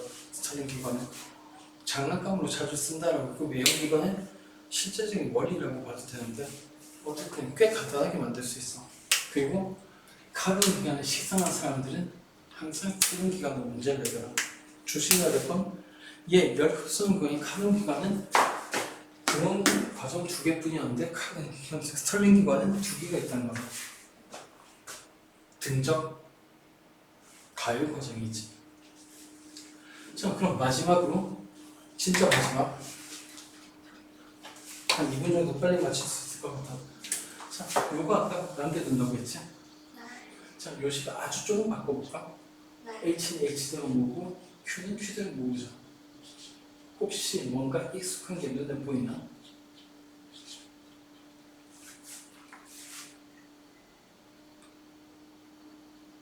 마음이 들떴구나. 생각하기 싫다 이거지? 아니. 이건 누구냐 하면은 사실 엔트로피다. 그래서 엔트로피라고 하는 걸 T분의 Q라고 정의한다면 델타 S는 T분의 델타 Q라고 하는 게 일반적으로 하이탑에서 얘기하는 과정이거든. 근데 사실 엔트로피가 왜 카르노라는 사람의 이름이 없는 이유 얘가 요걸 안 바꿔가지고 그래서 이걸 분석한 적이 없어서 안타깝게도 엔트로피의 발끝까지만 갔다가 되돌아왔다라고 평가를 받는 사람인데 어쨌든 결국 카르노기가 열효율을 따지다 보니까 자연스럽게 엔트로피랑 같은 얘기가 나오죠. 결국 카르노기관이 제일 효율이 높은 이유는 엔트로피의 변화가 없기 때문이다.